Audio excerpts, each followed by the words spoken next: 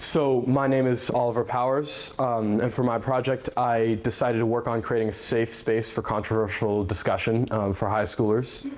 My essential question was, what is the ideal process for creating a debate club in order to educate students on confident and civil techniques for interpreting and communicating their opinions? So my inspiration from this was, I noticed like with social media, it's kind of engineered to promote like irrational thinking. We see a lot of things like AI especially is a big one. We see kind of conjured and mixed up views on politics, not giving you the full picture. And of course, like things that seem lighthearted but really aren't, like rage bait, stuff like that. It really like messes up the way people think online. And then I also noticed that like, during a lot of classes where like open discussion was supposed to be encouraged, students felt like uncomfortable or unwilling to take part in them.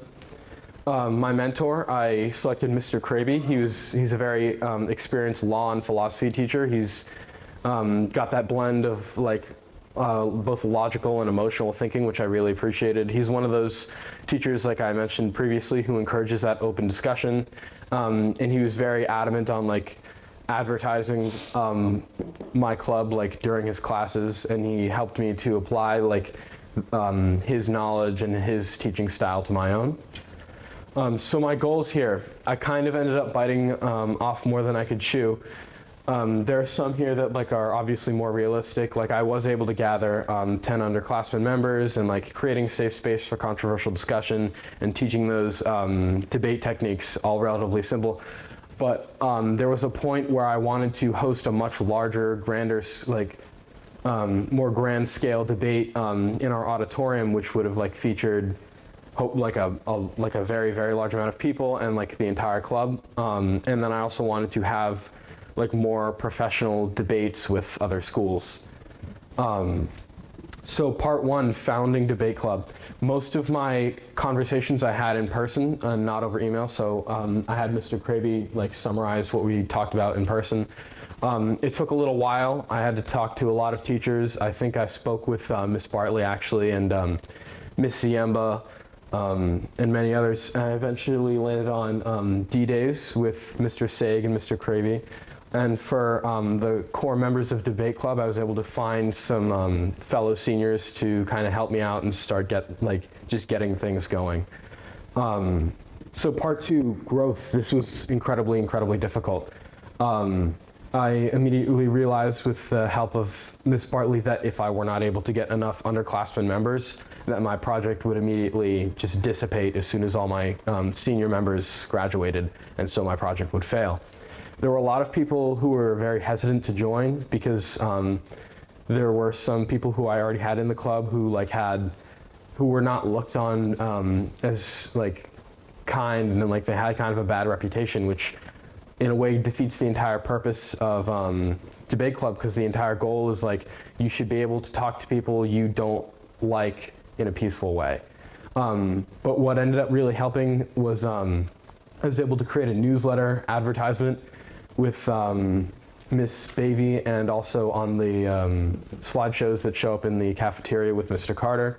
I had some of the senior members bring in their siblings, like Fadi brought in Mark, and Anna brought in her bigger sister, Clara. And then I was also able to supply a very, very large amount of candy to kind of influence people to join.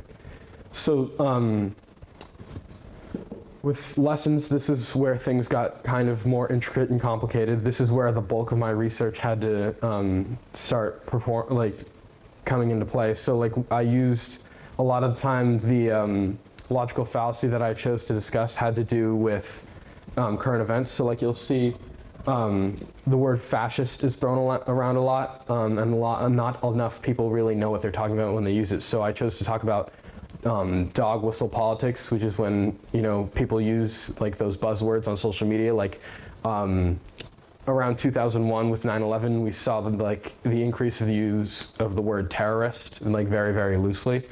I was also, like I said previously, able to apply a lot of Mr. Kraby's experience to the way that I was able to teach. And of course, adaptation of teaching style to like my group as a whole was really important as well. So with the results of these lesson improvements, it was very obvious that my members were starting to increase their like grasp on like ethos, pathos, and logos.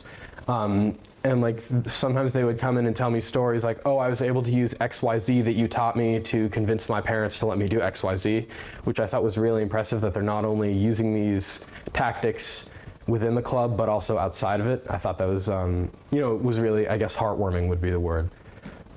So my debate club MVP would have to be Fadi. He's normally kind of quiet and reserved, struggles with being outspoken, but he really like stepped forward. Once debate club was founded, he provided me with some really great topics. Like he really enjoyed talking about like how people fail to separate like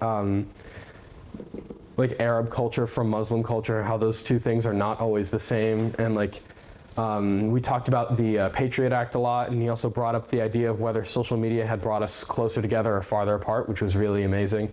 And he was one of the, he really showed some impressive recollection of what I had talked about previously, which, you know, made me very proud of him, of course. So our results, I was able to create that safe space that I had talked about. We had a really good amount of underclassmen members. We had about like 12 or so, all from like, you know, different backgrounds and origins, which like really assured that we would have like all sorts of different mixed opinions, making sure that conversation was always lively. There was always, you know, if everyone agrees, it's not really a debate. And so I found it very important to have different backgrounds involved. And then we were able to elect the next president of Debate Club, Anna Siskevich, who will be, you know, taking over. She was really, really involved from the very start, just like Fadi, and has talked about like, you know, getting a lot more members and getting us into some more professional debates with other schools like I had attempted to do. She even ran a few of our meetings like after the seniors left, which I found really, really impressive. So for Vision of a Graduate, I found that team debates really encourage that cooperation and collaboration. Like, you know, once you're able to get with a group of people that you don't necessarily talk to and like find opinions that you agree on and, you know, kind of come up with a way that you want to approach that controversial situation, you know, it's really good for that collaborative expertise. And then learning those debate techniques allowed students to kind of engineer their own unique argumentative styles.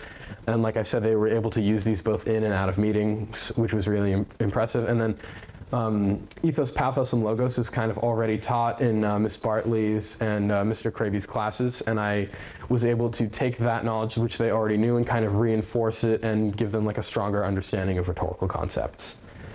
So here's my works cited. Thank you very much for listening. Do I have any questions?